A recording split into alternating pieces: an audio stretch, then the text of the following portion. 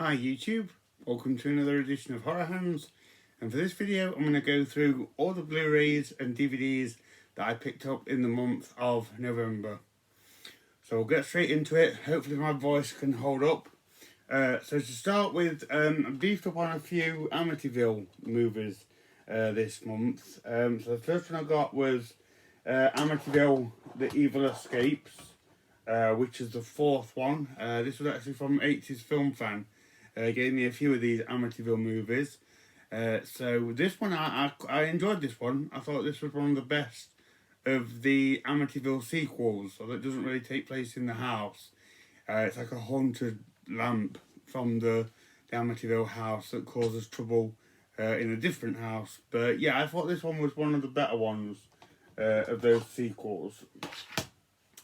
Then I grabbed the Amityville Curse Blu-ray from Vinegar Syndrome's website.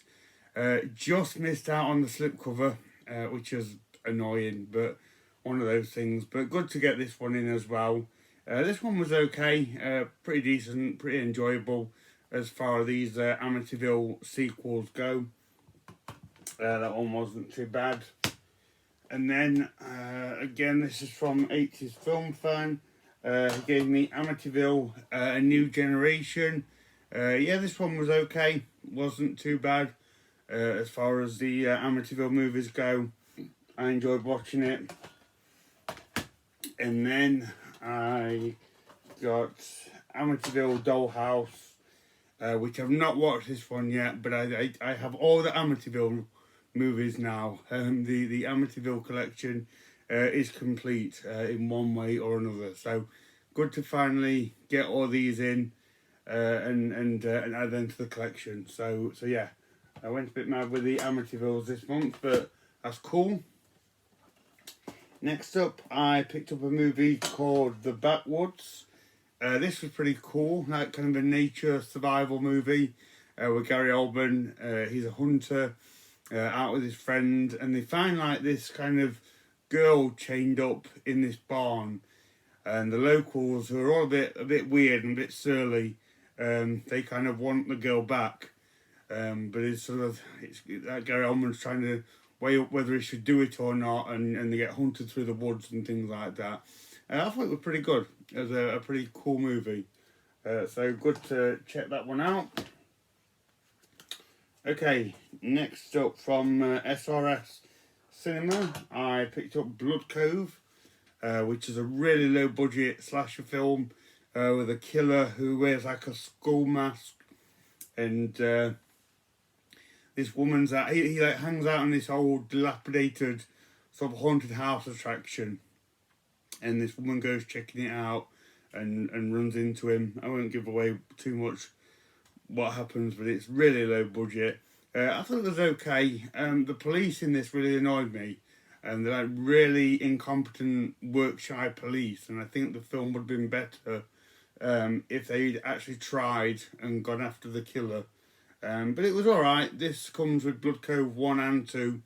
I haven't watched 2 yet, but I will get round to it. Hopefully they throw a bit more kills in the second one, because the first one did have quite a few scenes of people wandering around, that kind of thing. But I'm glad to check out Blood Cove. Wasn't too bad for a low budget slasher. Next up from Vinegar Syndrome, I picked up Blood Delirium.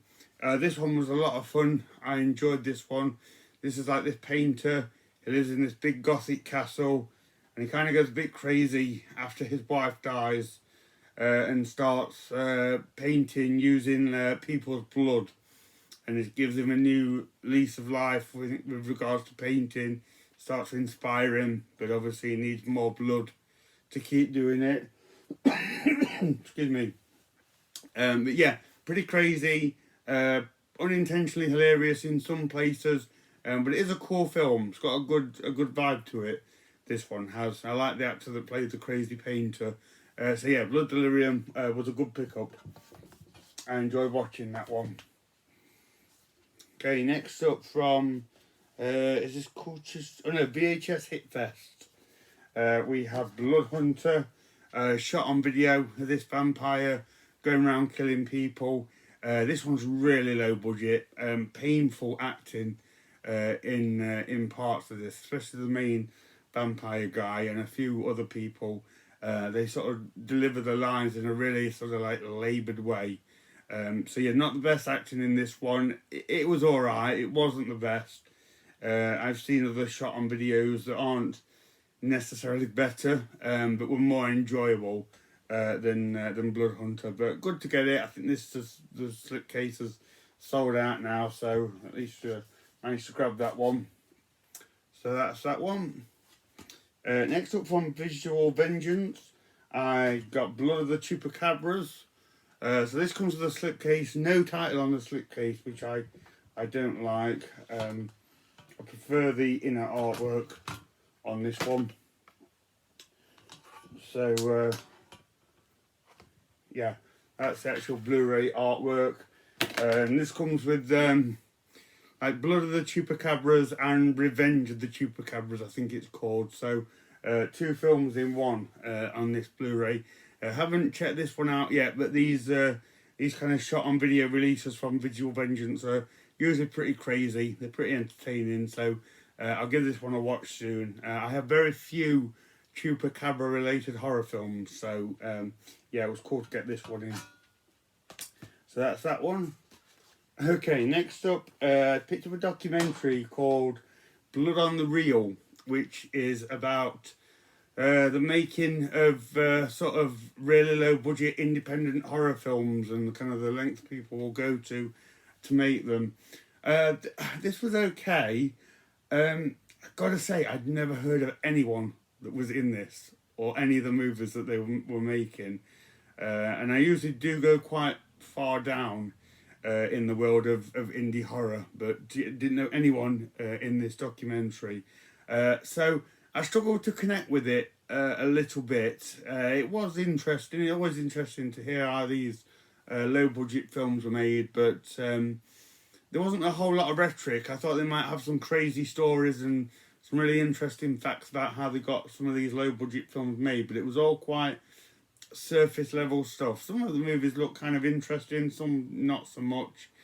But yeah, I didn't know anyone that was in this, but yeah, it sounded like they were pretty passionate for what they do at least. So yeah, portions of this were certainly interesting. Next up from Vinegar Syndrome, I picked up Buried Alive. This was a pretty fun watch at this like a school where Robert Vaughn is like the headmaster, and one of the girls is having visions. Is like a pulsating brick wall with these like monsters behind it and things like that, and things are not quite right at this is it a school or it's like a health spa or something like that. I thought it was pretty cool. I can't remember too much about it now, but some of the effects in it were pretty cool. Some of the kills in this were good, and you've got like Robert Vaughn and Donald Pleasance as well in this one. So yeah, Buried Alive wasn't too bad. I enjoyed that one. Next up, I picked up the remake of Candyman. I did a video, must have been at the beginning of the month, about films that I didn't have much expectation for but ended up being really good. And I wanted to get Candyman in to make that video because this is certainly a film that I had very low expectations of. I didn't think I would enjoy this, but I really did. I was very impressed with this remake and thought they did a great job. And I've watched it again since buying it and enjoyed it again. Thought it was a really good film. I love the visuals and the look in this movie and how they build on the Candyman legend, and it's something that goes through the different centuries and represents different sort of atrocities and upheavals and things like that. I'm rambling about it, but yeah, I really enjoyed the Candyman remake, so glad to finally get that one into the collection. Got to try and convince my dad to watch that one again. And then I picked up the remake of The Crazies. So I did another video in the month about horror remakes from the early 2000s. And this one got a couple of mentions in the comments as being a pretty decent film. And I never got around to watching this one. So yeah, I'll get this one. I'll check it out soon and see what the remake of The Crazies is like. Okay, next up, this was sent to me by Alan Scouser. So thank you, Alan, for sending this. This is Crucible of the Vampire, which is a British film about this young woman. She works for like this museum kind of place, and someone in like this big castle, they find this old artifact which they think is going to be worth a lot of money and has some historical significance. But the family are like vampires, and sort of this woman it obviously goes there and starts to suspect that things are not quite right. I really enjoyed it. It's pretty slow burn. It's quite a sleepy film. Not a great deal happens, but I like the feel of it and the atmosphere, and how kind of the story slowly unfolded, and you got to know more and more about this this family and their kind of vampire heritage. So yeah, really enjoyed this one. Thank you again, Alan, for sending me this Blu-ray. It was good to check that one out. Next up from Criterion, I picked up Cure.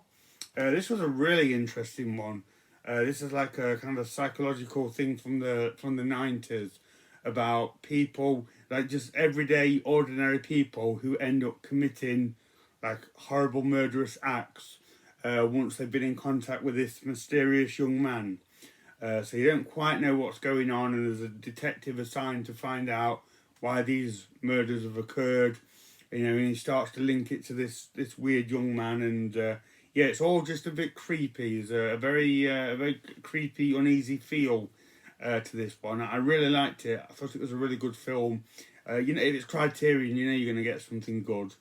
But I've heard this one sort of likened to kind of like Seven. And it has that kind of feel to it, but this one's a bit more supernatural, and I think is a bit more kind of creepy along with it as well. So yeah, really nice release from Criterion, and a really good movie. So it's good to check out Cure. Okay, next one, a friend gave me this. Thank you very much to them. This is a film called The Dead One. From the 60s, it kind of likens itself to the same kind of ilk of Night of the Living Dead. Excuse me. It's nowhere near as good as Night of the Living Dead. It's kind of this zombie is brought back to life through voodoo. Zombie looks great. It's a cool looking creature, and it takes place in the backdrop of I can't think where it is, but they're all just sort of singing and New Orleans, I think it's New Orleans.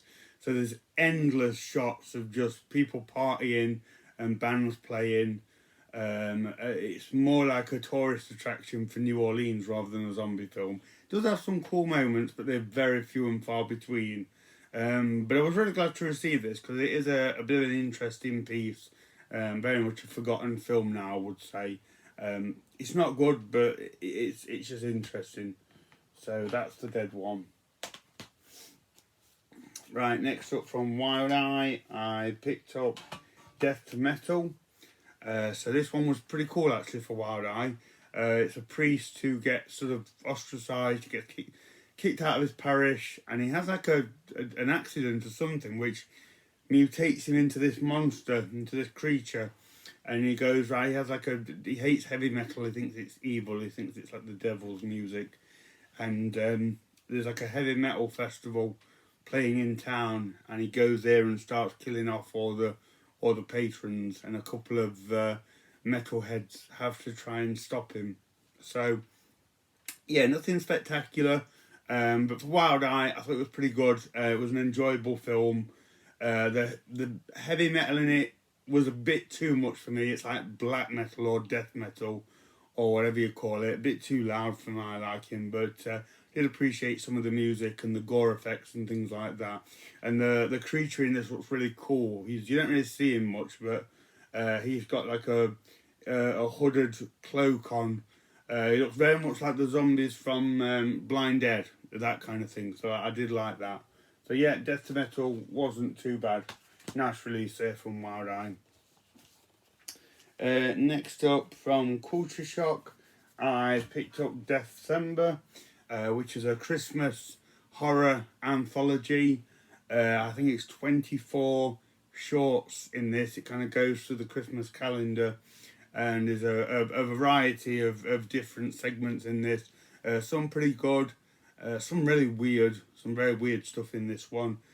Some pretty gory and violent stuff. So a real mix of quality in this one, but it was I enjoyed it on the whole. The claymation one was absolutely crazy. I don't know how they came up with that. That was probably my favourite one. So yeah, not a bad Christmas anthology. Over 2 hours long, about 2 hours 20 minutes long, I think. So save some time for this one. But yeah, December not bad. Nice slipcase on that as well. So yeah, that one was all right. This one was an interesting one. It's from Scream Factory and IFC, and this is Devil's Gate. So this is about this FBI agent and a local deputy, and they are investigating a missing person. This guy who lives in this rural town, his wife and kid have gone missing, and he's the prime suspect, and is a bit weird and a bit aloof to the whole thing. But other things are afoot. I don't want to give it away, but it's linked to like a alien abduction as well. So yeah, real interesting take on like the alien abduction subgenre. Kept me guessing. There were times when I didn't quite know what the film was getting at or what was going on, but yeah, on the whole, I really enjoyed it, and it's got a cool looking alien creature in it as well. So yeah, Devil's Gate was a pretty good one. Good to pick that one up. Next up, from Vinegar Syndrome, I picked up Don't Open Till Christmas, and I've never seen this one before. I've wanted to see it for a long time, and I really enjoyed this. I thought this was a really good Christmas slasher. This guy going around killing anyone dressed in a Santa Claus costume, and what I really liked about it was it's a British film, and I don't really associate Britain with slashers. They don't do all that many of the sort of typical slasher films, but this is one they did a great job, and there was lots of kills in this film, lots of really good kills. You're never too far away from one in this. It's got a great kill count and body count, so I was impressed with that. They really kind of keep it going, and it doesn't get boring or stagnant or anything like that. So yeah, I thought this was a really cool British Christmas slasher film. They did a good job with this one. So yeah, thank you, Vinegar Syndrome, for that one. Next up, from Scream Factory, I picked up the 4K of the Evil Dead remake. I haven't seen this since it first came out, and I didn't own it, so I did jump on the 4K release. But I don't have a 4K player. I have a 4K upscaler. And I didn't realise this doesn't come with a Blu-ray, so beware if you don't have a 4K. This doesn't come with any Blu-ray or DVD disc to play it alternatively from the 4K. So I'll have to get it some other way. But I will keep this. It's a really nice release. Good to have it on 4K. I didn't know they didn't include it with the Blu-ray. Never mind. But from what I remember, this movie was cool and had some like great gore in it and things like that. Next up, from Unearthed Films, I picked up Evil Dead Trap 2, Hidekai. So not seen this one yet. I got the first Evil Dead Trap when Unearthed Films released that one. I thought that was a pretty cool film, so looking forward to checking out the second one. Probably in store for some more gory craziness, if it's anything like the first one. And there is a third one, so hopefully Unearthed Films will bring that out too, so we get all three Evil Dead Trap movies. That'd be pretty cool. But yeah, this one looks pretty awesome. Okay, next up, from Scream Factory, I picked up Exorcism at 60,000 feet. So yeah, that's pretty much what it sounds like. So it's on a plane, and there's a demon and a priest and an array of characters all trying to either stop it or stay alive, that kind of thing. It's okay. It's a horror comedy. I felt they tried way too hard with the comedy. They tried way too hard to be funny, and it ended up feeling a bit too slapstick and over the top. And some of the humor in this is really gross, like really disgusting. I couldn't find it funny because it was that disgusting, so it kind of missed the mark a bit there. But on the whole, I enjoyed it, and it's a good cast. Lance Henriksen's in it, Adrian Barbeau. So yeah, mixed bag, but not too bad. It was all right for like a silly horror comedy. Okay, next up, I picked up a movie called Feed the Gods, which is kind of like a Bigfoot movie, kind of. This two brothers and one of their girlfriends, they go to this town to try and find their birth parents who they've not seen pretty much since they were born. Something sort of weird happened in this town, and they got adopted, and now as they're sort of grown up, they look for their parents. But there's some weird things going on in this town, and there's a bit of like a cult mentality, and it's all kind of centered around a Bigfoot myth that's been going on in the town. So yeah, not too bad. Kind of expected a bit more from it, but it was okay. I still much prefer kind of like the really low budget trashy Bigfoot films. This one is a lot more creative, to give it credit, and sort of fashions in a different kind of story. So yeah, certainly not a bad film. I did enjoy it. It was it was all right. A bit different for the Bigfoot genre. Next up, this was a cool find. I found this in a charity shop, and it's a vampire film that I've never heard of before, and it's called The Forsaken. This one was all right. It's like takes place on this kind of like highway stretch, if I remember right, and this guy gets involved with these vampires. So yeah, a bit like not like Lost Boys, but they're all like a gang of sort of cool hip vampires, and he gets involved with them. It wasn't anything great, but it's from like about 2001, so I did enjoy the early 2000s vibe in this, and it got a few cool scenes and a few cool looking vampires and death scenes and things like that. So yeah, it's great to find this one because, like I say, I'd never heard of it. I think it was £1 in a charity shop, so I thought, yeah, thank you very much, I'll grab that. So that's that one. Then I picked up Freaks of Nature. So this is an interesting one, like another horror comedy set in this high school in this town where humans, zombies, and vampires all kind of live somewhat harmoniously. They've got things in place to all live together.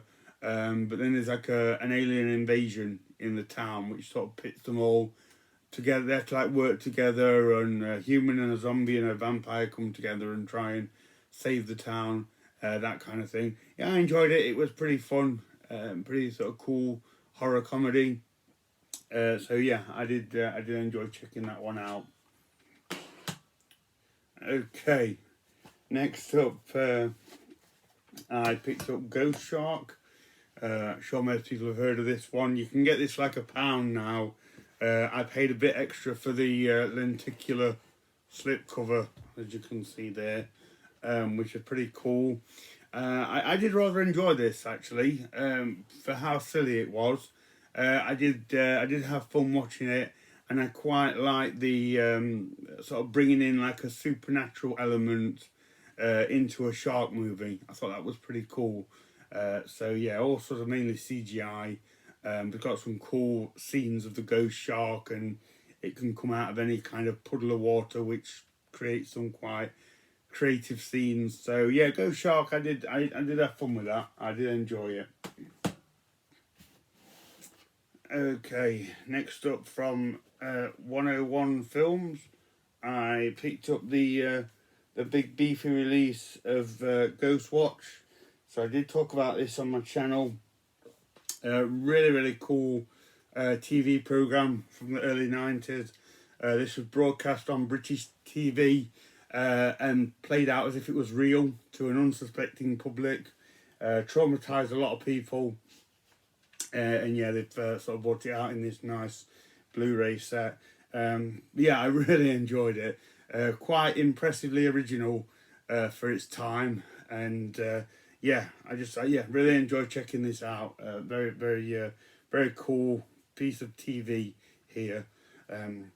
This did come back in stock. This box set. I did just check it before doing this video, and it does look like it's out of stock again now. But yeah, if you manage to get this, it's a really nice set. So yeah, really cool to finally check out Ghost Watch, and add it to the collection. Okay, next up from Scream Factory, I picked up Hellhole. Not seen this one before. It looks like a bit of a women in prison type movie, which I'm not a huge fan of. But I just came across this. It wasn't particularly expensive for a Scream Factory release, and looks alright. It's got a couple of good people in it. I think Marjoe Gortner's in this. So yeah, I'll check it out and see what it's like. So that's Hellhole. Next up, picked up a really good found footage movie called Hell House LLC. This was really good. So this documents a haunted house Halloween attraction where something goes fatally wrong, and a number of patrons are injured or get killed, and they sort of try and investigate what's gone on, but they don't find anything.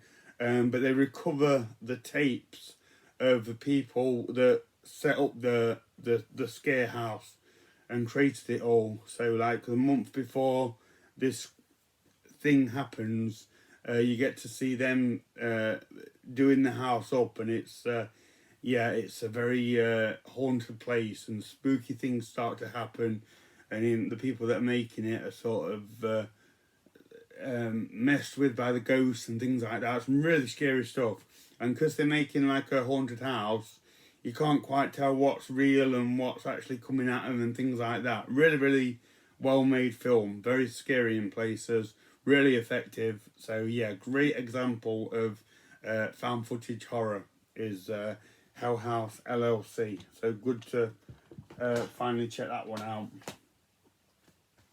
Next up from Shudder, I picked up Impetigore.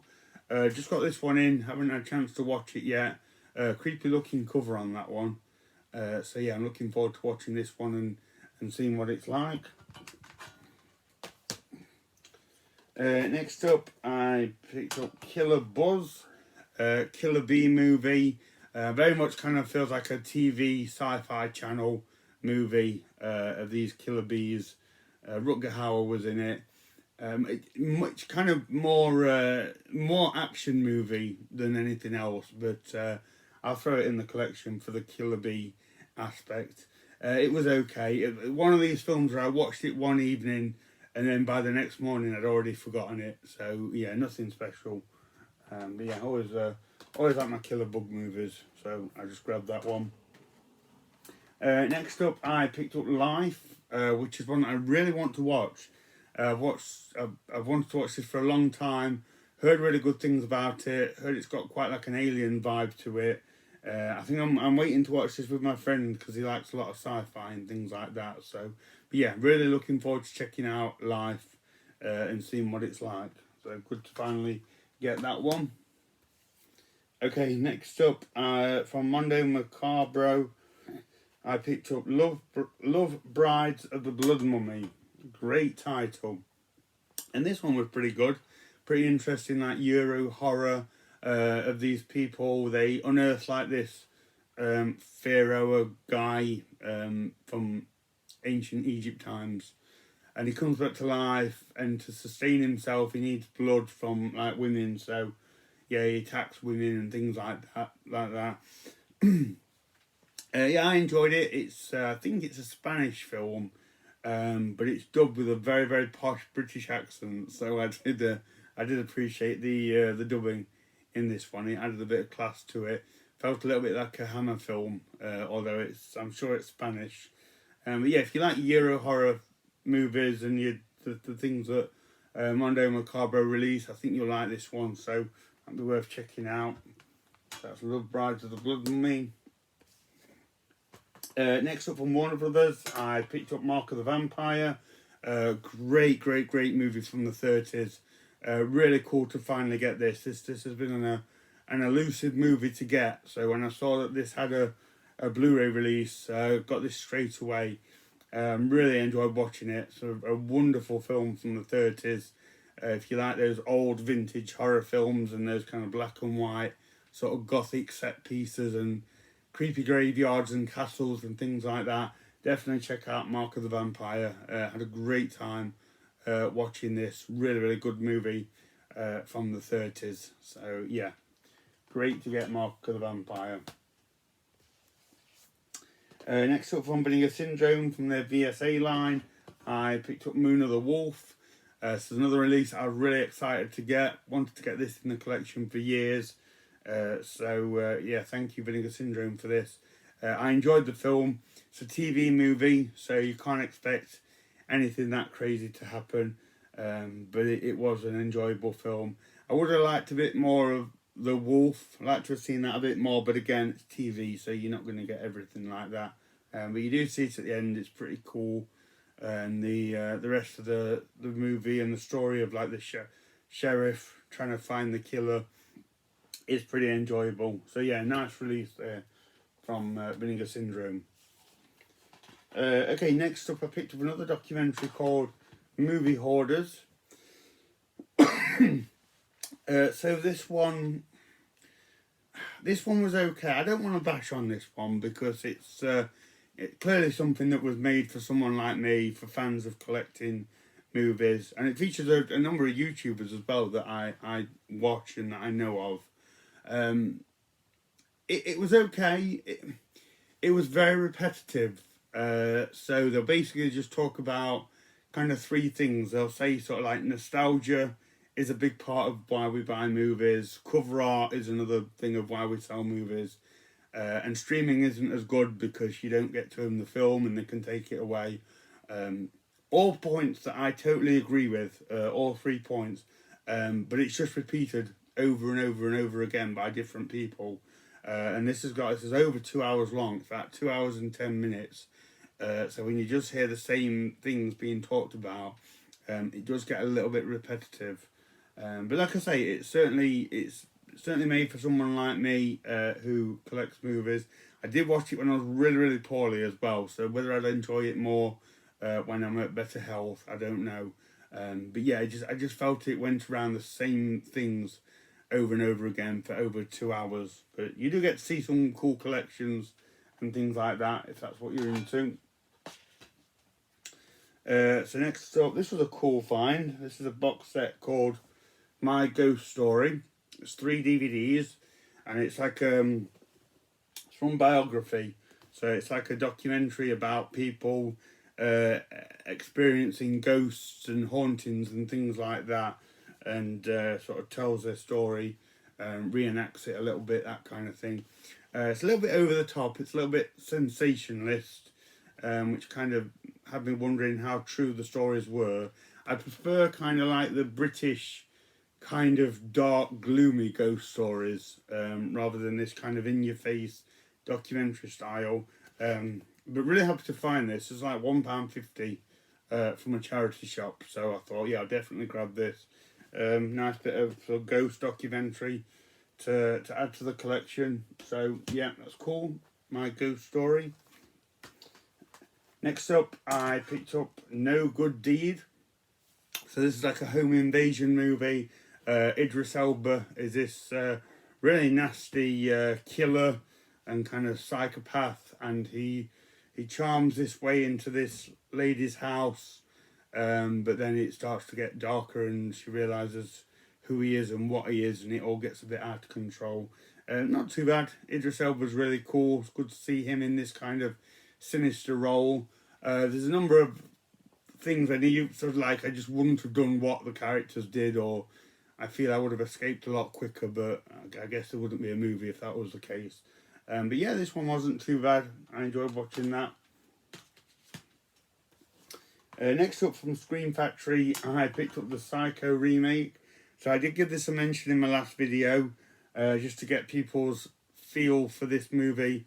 Most people saying it was terrible. They really didn't like this movie.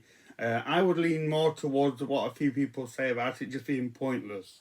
I mean, this really was a shot-for-shot remake of the original. So I just have no idea what the idea behind that was or why they felt they had to do that. Other than this taking place in colour, I don't see what the point was. And even then, it lacks any kind of atmosphere. Or just lacks what the original had. So yeah, entirely pointless in my opinion. Not necessarily bad, but yeah, completely pointless. So yeah, I wasn't super impressed with the Psycho remake, but at least I've seen it now, because I've always been curious about that over the years. Next up, I picked up The Reef Stalked, which I assume is a sequel to The Reef, another killer shark movie. I didn't care for this one. I really couldn't get into this.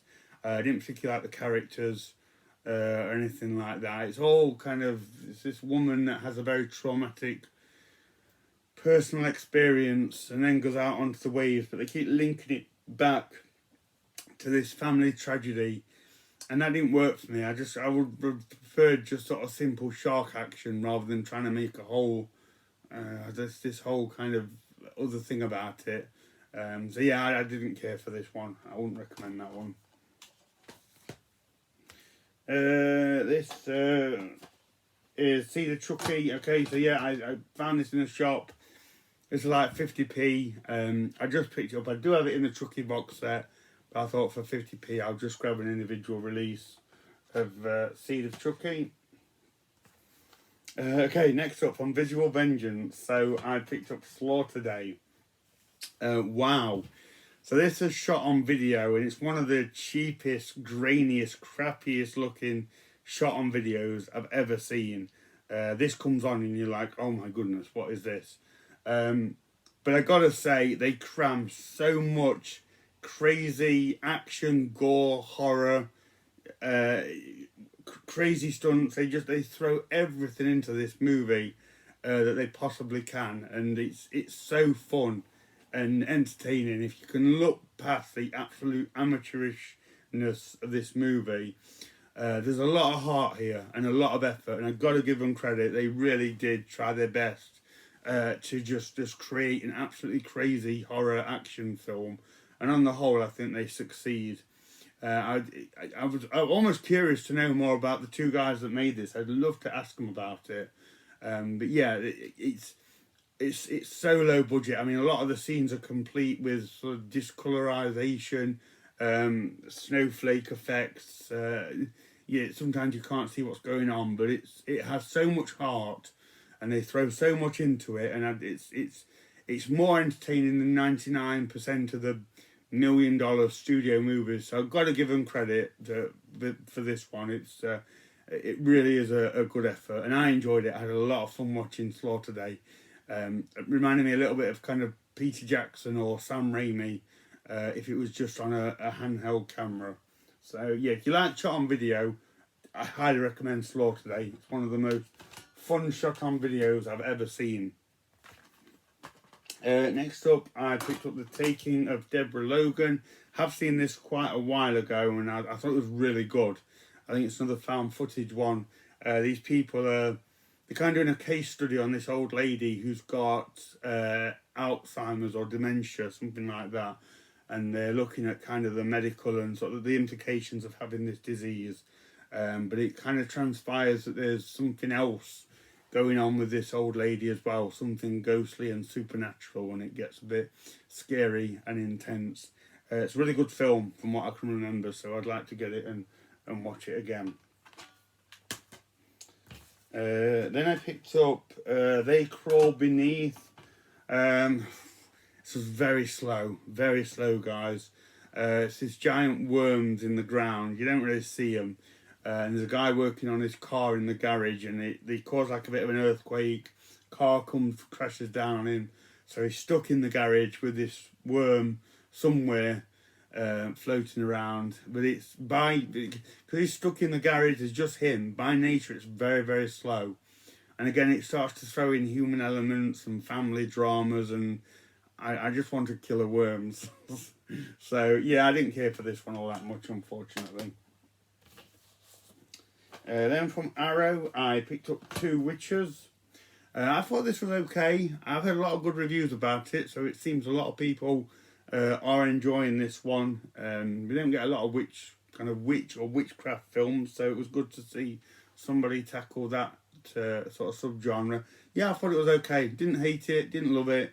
Had some kind of cool moments. Could have been a bit more gorier. But yeah, on the whole, it's not a bad release here from Arrow. I think a lot of people are liking this one more than me, which is great. And then last up from Vinegar Syndrome, I picked up The Werewolf vs. Vampire Woman. Really good to check this one out again. This is one of my favourite Paul Naschy films, where he's the werewolf guy, and he's a bit of a vampire plague spreads his castle. These women are being turned into vampires, so yeah, there's werewolf and vampire action all over the place. It's pretty cool. There's even like a zombie that pops up at some point as well. So yeah, pretty enjoyable Paul Naschy movie. So that's everything that I got this month, guys. Thank you so much for watching that long video. As always, let me know what you think of any of these movies, whether there's any that you really like or don't like. Let me know. So thank you very much for watching, and stay tuned for more videos.